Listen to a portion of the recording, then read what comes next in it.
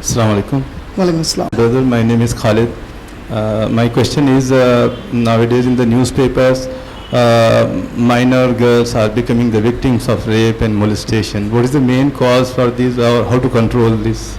Inshallah, brother has asked a very good question, and brother Khalid is very popular among the area of staff to ask very genuine and very smart questions, very interesting questions he asks always, and questions which are very beneficial for the people and relevant to the time, mashallah. May Allah give more barakah in your knowledge and wisdom, mashallah. Brother has asked a very good question. He said nowadays we are finding that every now and then we are coming across news of girls getting raped, and even minors are not being spared from it. Minors in the sense 5 years, 6 years. I mean, this is an age of children in our lap. If they are getting raped in such a situation, what shall we do? See, basically one thing, brother Khalid, is very clear. We are living in a time where even the 5 to 6 year old girl is mentally matured enough to differentiate between a man and a woman. That differentiation, she is getting it because of all the other factors, the social factors that we have today. Those social factors are making our children become matured enough from the mental condition of distinguishing between a man and woman at a much younger age. So that factor we need to remember. Physically she is not grown up. That I 100% agree. Rape, whether she is grown up physically or she is not grown up physically. What is rape? Rape, according to the law is defined as a forceful penetration of the private part of a man in the private part of a woman. That is called rape. Rape is defined according to law as forceful penetration of a man's private part into the private part of a woman, or the law say, or penetrating any other object in the anus of the man or the openings of the woman is defined as rape. This is complete rape. Now if a minor is raped, that itself is a heinous crime. It's a very heinous crime.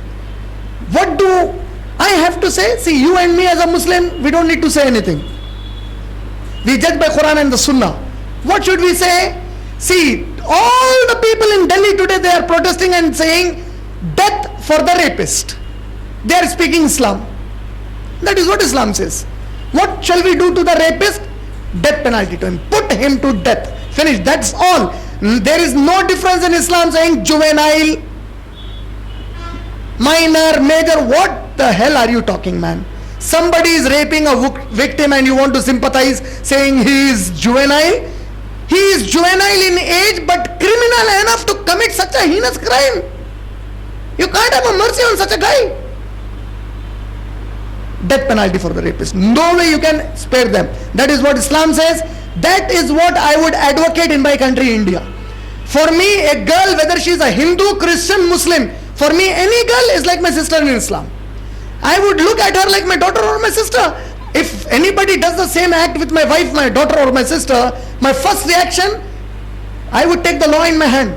I would not even wait for the judge to give any justice. That's a natural reaction.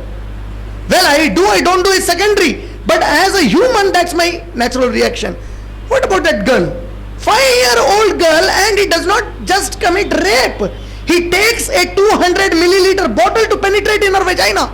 Astaghfirullah alazim. What is this? You have become worse than animals. Even the shaitan may be feeling shy of what they are doing. Astaghfirullah. How can you imagine doing such a thing? They do that to a 23-year girl. They kill her.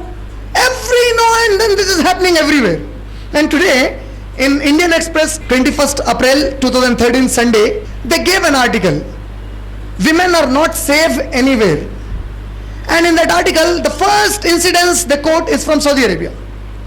In 2006, 7 men rape a girl, and the 7 men get 2 to 9 years of prison, and the girl gets a punishment of 90 lashes, because the Saudi court said that the girl was in the car with a man to whom she is not married.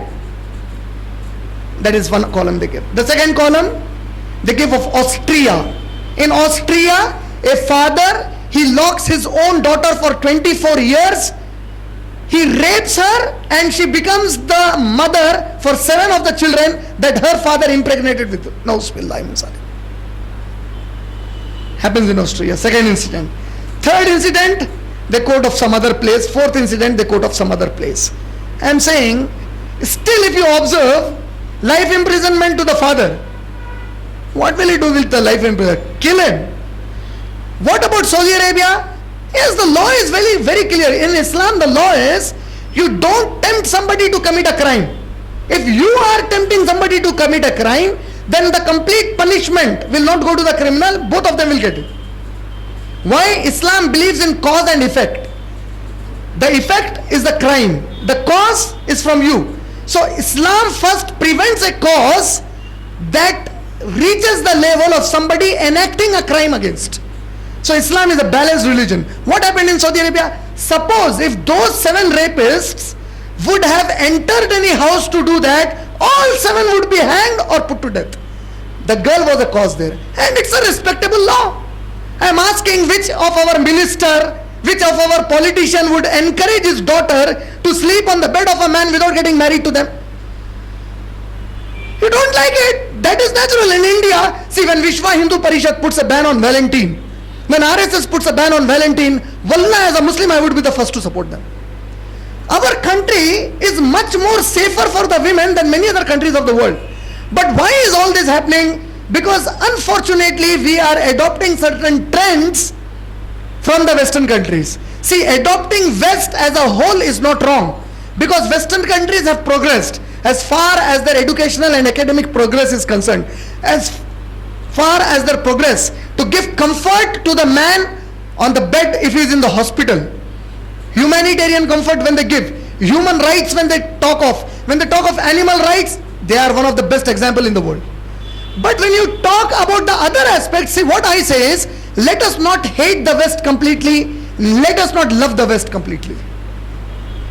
We are going to love the West for all the things that they have given good to the progressive human society.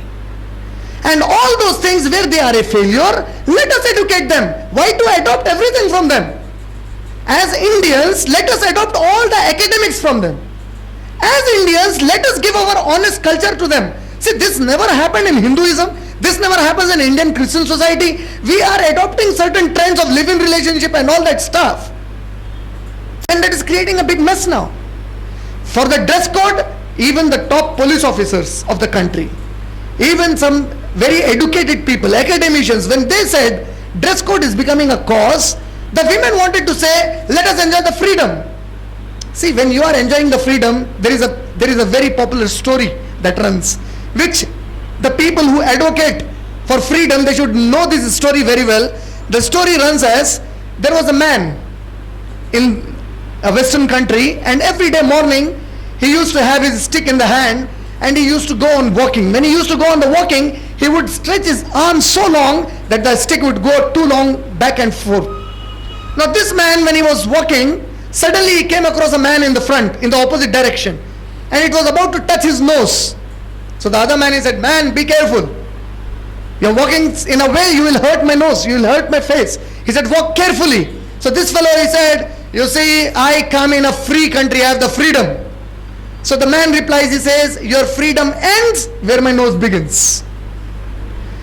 There is a limit to your freedom. You cannot say I have freedom and you cannot do anything to anybody. Your freedom of wearing the dress code is permissible as long as it is not a threat to you. It's a threat to you now. I am always quoting the Delhi Police Commissioner when the previous incident of rape happened of the 23-year-old girl who died in the Singapore hospital. He was on the national news channel and he's giving an interview. We have young girls from some colleges, and one of the girl who is sitting there, she asks a question to the police commissioner after he said, I always advise my daughters to come back to the house a little early in the night instead of coming at 1 a.m., 2 a.m., 3 a.m. Girl raises the hand. Now she says, Commissioner Saab, I want to ask you a question. Do you say the same advice to your sons also? I am saying, what has happened to you? The man is not vulnerable to rape. We never hear a story that the girl raped a boy. Boys rape the girl. The girls are at a threat. The police is saying, please stay back. It's risky for you. They don't want to realize that. They don't want to understand that. The best of the societies of the world, I am saying, which you consider the most progressive, even there the rape is at a very high level. If you read the statistic of the USA, The National Crime Victimization Survey Bureau report for the year 2006, it says, only from 2005 to 2006, more than 232,000 women were raped in 1 year. Can you imagine that figure? And it's not a 100% reported case now. According to BBC report, in UK alone, more than 84,000 reported rape in 1 year. You go to South Africa, unimaginable figure there.